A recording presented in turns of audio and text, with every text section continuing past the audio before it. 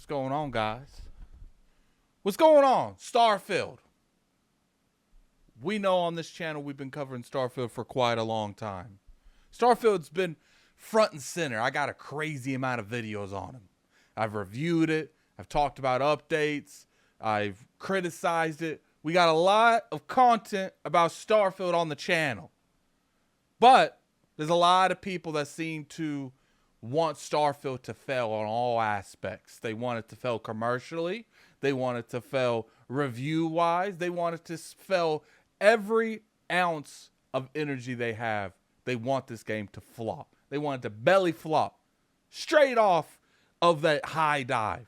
You know, they stomach all messed up. They want that game to fail so bad. And I part of me don't really understand it. Part of me just is confused by it. But the question is, did it fail? You know, we are about a few months after launch, and like I said, I reviewed it. I will put it in the description below if you guys are curious on my opinions on Starfield when the game came out. And I wanted to go over if the haters won. I wanted to go over if all of that hating that they did, man. I wouldn't be surprised if people are trying to do witchcraft or something, man. That's how crazy some of these individuals in the community has been. It just feels like they only want the game to fail. I feel like I definitely, feel like they got a voodoo doll with Starfield's picture on it and they just stabbing it. That's what I feel. That was a joke. But look, let's talk about commercial wise. Let's talk about whether or not Starfield sold. There's a lot of stuff going on in the industry about whether or not Game Pass helps sales of games. I personally feel like it does cannibalize, but guess what? Xbox knows that. Xbox gives you the option to use this subscription service instead of paying the money in hopes that you'll stay in Game Pass for an X amount of time, for a few months to pay for the games that you are playing for. That is the way to do it, but we can't act like the game didn't sell. This year, we have the 10 most sold things, the most sold games in the industry. Let's go over them, shall we? At number 10 is Starfield. Like I said, Starfield has sold well. You know what Starfield has outsold? Resident Evil 4. EA Sports FC 24. MLB The Show 23. Dead Island 2. Super Mario Wonder, which I think eventually Mario Wonder is going to catch up to Starfield's sales. It's a fantastic game. Final Fantasy 16. It's another exclusive for PlayStation's platform. What's crazy is so many people want to say this game's amazing, and I personally don't like it because I think it steps too much away from the Final Fantasy traditions. But people love to give this game all these props. But then when you look at it, it's like it didn't even sell well. I guess it reviewed better, and that's fine. But let's get on. Street Fighter 6, FIFA 23. Now, Starfield was outsold by Mortal Kombat 1, Star Wars Jedi Survivor, Call of Duty Modern Warfare 2, Diablo 4, Madden 24, Marvel Spider-Man 2. Spider-Man did decent, man. 4th most sold game. The Legend of Zelda Tears of the Kingdom, Call of Duty Modern Warfare 3. And people said they didn't like that game.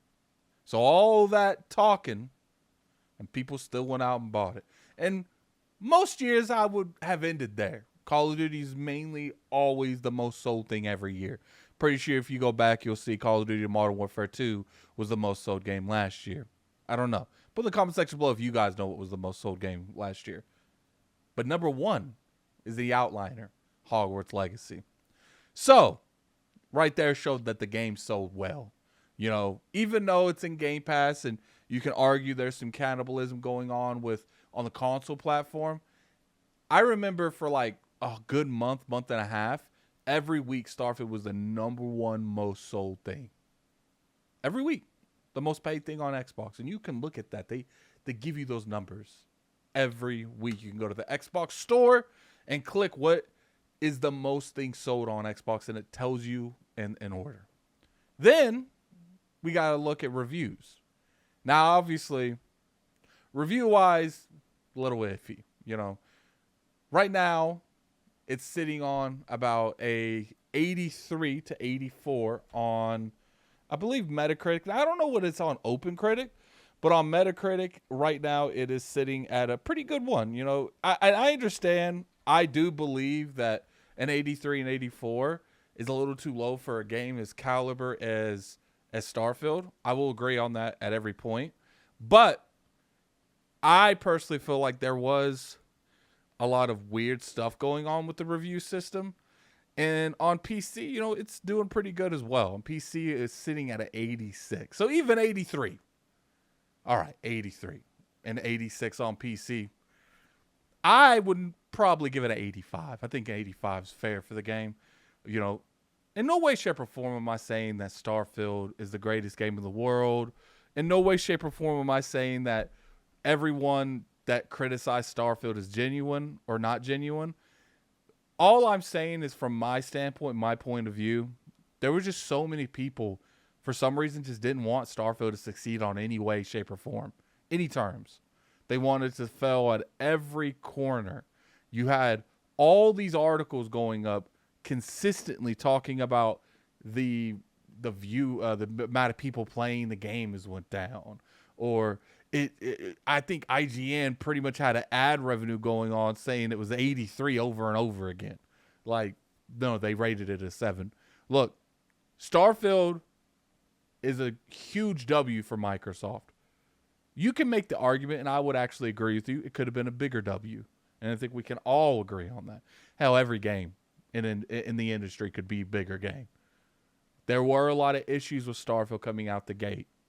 But Starfield, Bethesda, and, ZeniMax, they're all coming out there. They're adding updates on it weekly. And look, yes, these games should have been there from the start. These features should have been there from the start. And I think that's one of the issues that this game, rated so poorly on some of the platforms. But it is what it is on that point, man. Regardless what the haters want to think, Starfield was successful. Regardless, especially PlayStation fanboys want to think, Starfield did what Microsoft intended. Now, maybe it didn't do it to the degree that we, as the consumer, expected Starfield to do, but it moved consoles, it moved subscriptions, it sold a lot on Steam, and it did give value to the Xbox brand, especially in Game Pass. And I think that's all Microsoft really intended. Now, I have been told that they crushed all the expectations when it comes to what Xbox and Microsoft expected. So, and I'm entitled to believe that. I do think that's the case here. And I think, like I said, regardless what the people that wanted this game to fail, Starfield, in a lot of ways, was one of the most successful games in 2023. In a year that some of the best games that we've seen in 1 year, in one calendar year, comes out, this game was able to succeed. This game was able to be on a top 10 list of a heavy year of games. Probably one of the best years we've had in a long time. But that's pretty much the video, guys. Tell me what you guys think in the comment section below. Do you think Starfield succeeded? It's okay if you guys don't, as long as you ain't saying some crazy stuff. I definitely understand the criticisms to Starfield, but going out and saying the game has a lot of issues that needs to be addressed, and we might be disappointed with Bethesda for releasing the game with some of these prime features that should have been there at launch, that's fine. But to go from that to saying game flopped, didn't sell well, didn't review well, it was an L. That's just not the case. But anyway, tell me what you guys think in the comment section below. If you guys enjoyed this video, definitely hit that like button. It's always appreciated. You can always sub to the channel for weekly content. And I'll see you guys next time. This is Gaming Addict. I'm out of here. Peace. Starfield succeeded, J-Dub. Oh, I'm sure people are going to tell him about that one.